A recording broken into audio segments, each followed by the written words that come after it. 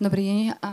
Moje meno je Janka Kišková a prišla som zo Slovenska a podielala som sa na príprave, ako bolo spomenuté, nemocnice Bory a s kolektívom v podstate spoločnosti súkromného poskytovateľa zdravotnej starostlivosti. Následne som prešla pod krídla štátu, kde som sa podielala na príprave 7 dlhých rokov projektu nemocnice Rásochy, ktorá je zase raz opäť po 30 rokoch v nedohľadne. A následne som v podstate začala s prípravou fakultnej nemocnice s poliklinikou Banská Bystrica, kde v podstate pracujem ako momentálne ako projektový manažer pre prípravu takisto novej nemocnice v existujúcom areáli.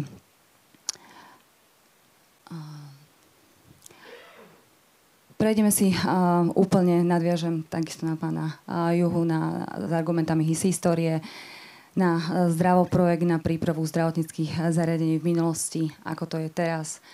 Čo znamená skladba projektu, kto vám každý do toho projektu vstupuje, ako často a s akým networkingom. A následne, akože, čím sme prešli v Banskej Bystrice, aké boli stupne prípravy štátnej nemocnice, ktorú momentálne ja osobne považujem za best practice, pretože zlúčuje v podstate aj to umelecko-architektonické, ale aj to technické, čo v podstate z hľadiska funkcionality tá nemocnica by mala mať. Na obrázku vidíte výstavbu nemocnice na Kramároch, ktorá sa v podstate začala v roku 1960 a paradoxom je, že stávala sa nemocnica aj na Kramároch pre dospelých spolu s detskou fakultnou a ja vás poprosím o tipy, koľko si myslíte, že trvala výstavba takejto veľkej nemocnice? Tá nemocnica má momentálne nejakých 800 lôžok, detská má nejakých 320, keď sa nemýlim.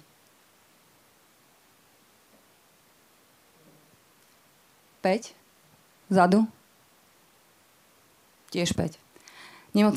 Výstavba takéto nemocnice, areál je tam nejakých 13 hektárov spolu s detskou, trvala presne 4 roky. Bez technologických postupov, ktoré sú dnes.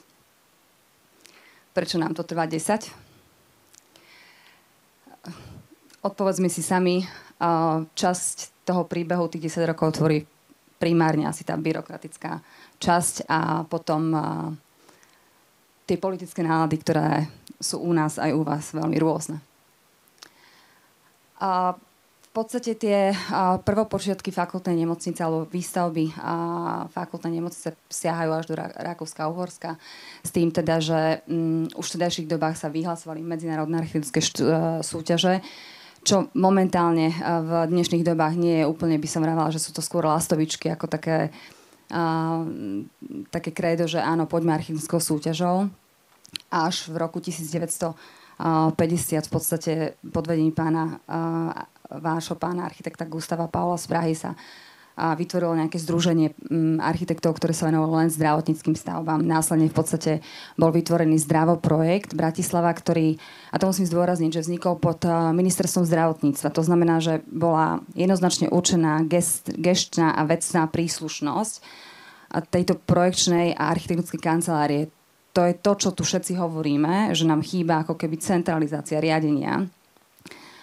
A tento zdravoprojekt v podstate vytváral plán siete zdravotníckych zariadení, ktorý hovoril o nejakej koncepcii plánovania všetkých zdravotníckych zariadení naprieč celým Slovenskom. To sa nebavíme len o nemocniciach, ale bavíme sa aj o liečebných ústavoch, sanatóriách, psychiatrických liečebniach a tak ďalej a tak ďalej. A vychádzali klasicky, ako my teraz, demografický vývoj, epidemiologický profil a tak ďalej, región, dostupnosť a tak ďalej a tak ďalej. Následne v podstate klasicky prechádzali rôznymi inštitúciami a keď mali v podstate ten lokalitný program schválený a odsúhlasený asi naprieč viacerými stakeholdermi, tak vypísali verejnú anonymnú súťaž pre ideové a urbanistické architektonické riešenie. Na obrázku vidíte už neexistujúci skelet fakultnej nemocnice z poliklinikou Rásochy. Po architektonickej súťaži v podstate následovalo vyhodnotie porotov, kde tá porota bola zložená okrem ekonomiky a technických špecialistov a tak ďalej. A o tom sme sa bavili s pánom profesorom Kohoutom, že ako vyhodnotiť v podstate alebo ako overiť, že ten lokalitný program pasuje na tú architektúru, ktorá vzíde v podstate z tej architektonickej súťaže. Tak z tých rozhovorov, ktoré som mala aj s pánom Šabikom a s pani Evou Ondruškovou a Indrom Martinom ako pôvodným architektom v Rásoch, bolo to, že oni v rámci skladby tej poroty mali tzv. Overovateľov lokalitného programu, ktorí boli zložení z viacerých odborníkov medicinálneho plánovania, tí, ktorí tvorili program, lekárov a tak ďalej a tak ďalej. A následne to v podstate vyhodnotili. Doba v podstate od roku 1989 poznáme všetci veľmi dobre, že zriaďovateľská pôsobnosť zdravotníckych zariadení prešla pod v podstate súkromných vlastníkov, samosprávy a štát.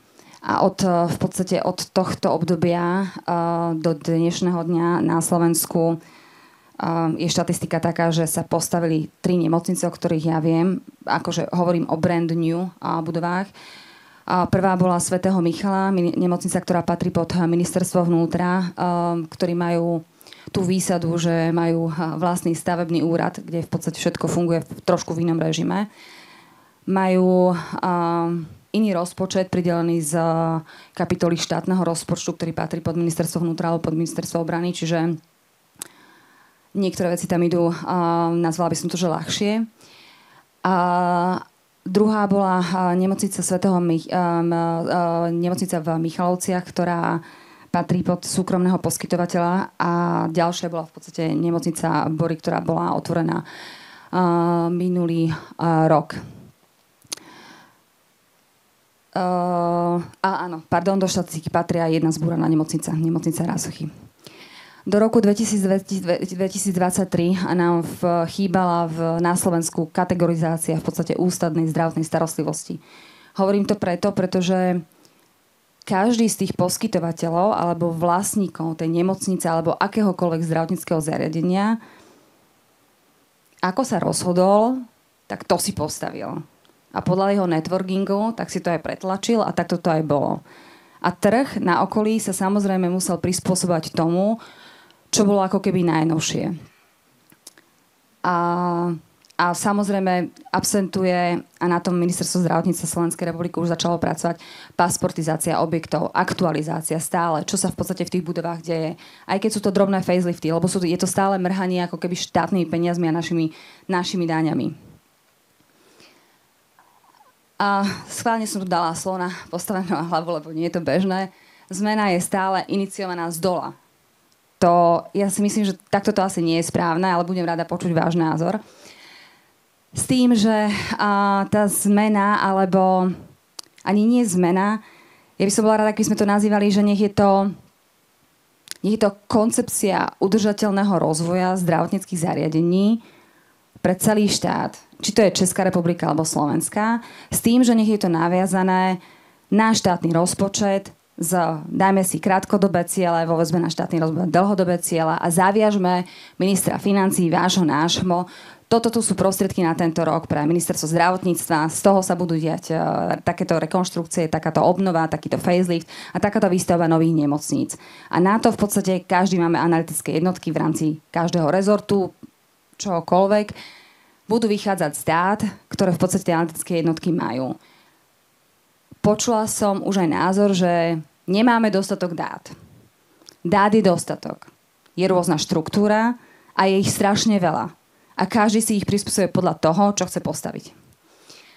Čiže ten uhol pohľadu na to, aby sme sa dívali jednotným smerom, je tiež veľmi dôležitý. Len tí politici, alebo každý, kto vstupuje do toho rozhodovacieho procesu, nech už je tá ich ambicióznosť akákoľvek, je rôzny. Postup prípravy vo väzbe na prípravu projektu je odlišná. Závisí v prvom rade od zriaďovateľa, či to je súkromný, alebo štátny, alebo samospráva, od výšky investičných nákladov, samozrejme, pretože na každé jedno nakladanie so štátnymi peniazmi musíte mať súhlas zriaďovateľa a na podpis zmluvy takisto. Zdroj financií, alebo pri európskych peniazoch to funguje úplne inak, keďže sú tam nastavené míľniky, či už viazané na stavebné povolenie, alebo teraz si nespomínam žiaden ďalší. A samozrejme veľmi je dôraz kladený na networking daného človeka alebo daného riaditeľa, ktorý v podstate prípravu projektu alebo tú zmenu prináša. Toto asi všetci poznáte a nebudem vysvetľovať, čo je čo. Naučila som sa, alebo skúsenosť mi hovorí, že pri každom jednom projekte, ktorý chcete, aby bol dovedený do úspešného konca, je veľmi dôležité, aby bol známy a jednoznačne pomenovaný vlastník toho projektu.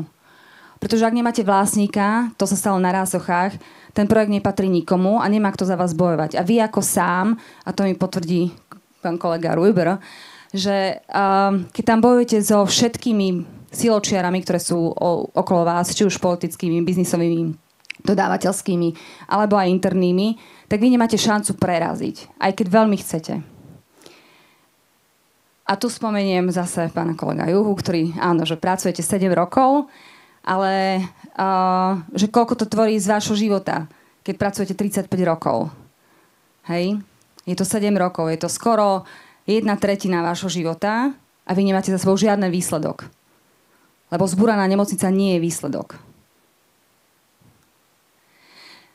Do každého jedného toho okienka vám vstupuje extrémne množstvo stakeholderov. Začnem pri medicinálnom plánovaní, kde v podstate lekári, každý si presadzuje tie svoje. On sa nebude sťahovať, lebo to je ďaleko od jeho práce.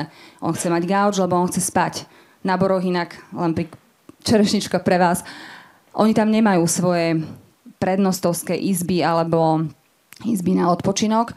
Prespávajú v aute na parkovisku. Pretože lekár má byť pri pacientovi. Koncepčný, schematický dizajn, definitívny dizajn, v podstate to sú... bavíme sa o architektúre, o projektantskej činnosti. A tu zase, pokiaľ máte lucidného a dobre naladeného architekta a projektanta, tak všetko ide veľmi, veľmi hladko. Pokiaľ nie, môže sa vám ľahko stať, že sklznete do roviny, že zistíte po 3/4 roku, že pracujete na už použitom projekte. To sa stalo 2-krát na Slovensku. A v rámci výstavby o zmenách a o claimoch a o všetkých tých veciach, ktoré vstupujú do výstavby, ako také asi je zbytočné hovoriť. Aké sú v podstate základná takéto členenie tých metód a tých fóriem v podstate pri súkromnom poskytovateľovi to medicinálne plánovanie začínalo tak, že sa vedú polemiky o tom, že ako nastavili novú nemocnicu, keďže neboli v sieti zdravotníckych zariadení zahrnutí, nemali žiadnu kategóriu.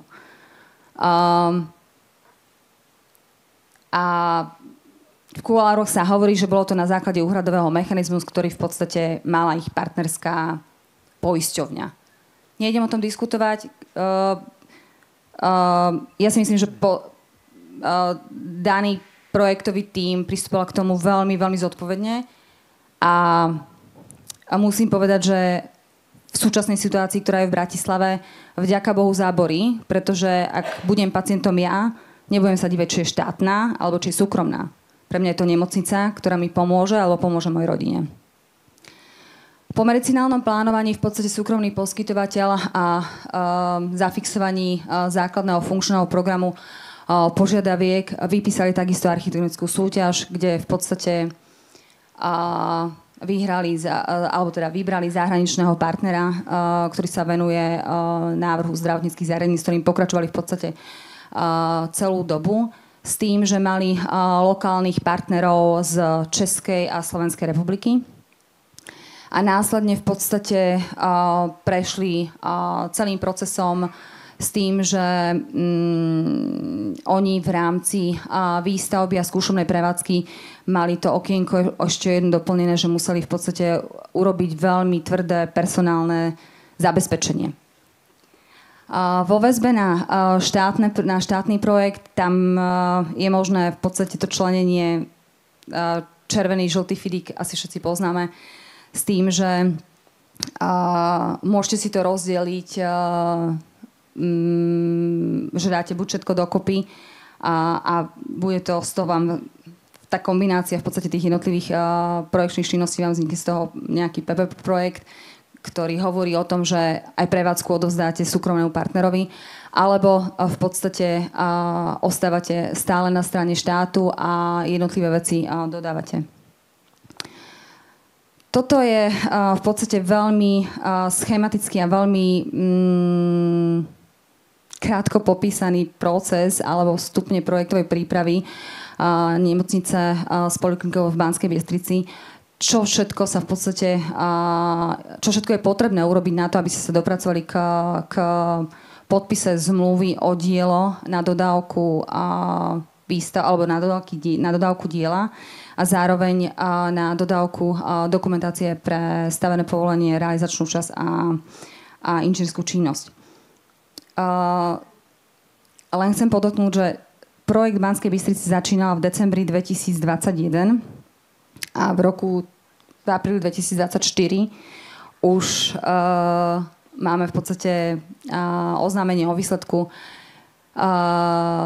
na dodávateľa stavby, ale samozrejme zase máme tam procesy verejného obstarávania, ktoré musíme dodržať a to je v podstate asi za mňa všetko. Vzdelanie a zdravie najvyššou hodnotou národa. Sme na pôde fakulty architektúry a zdravie v podstate sa o ňom bavíme a toto je v podstate to, na čo sme zabudli, pretože toto boli naše dva nosné piliere, jak pre Českú republiku, tak pre Slovensku a tieto dva piliere sú momentálne najviac podhodnotené. Ďakujem.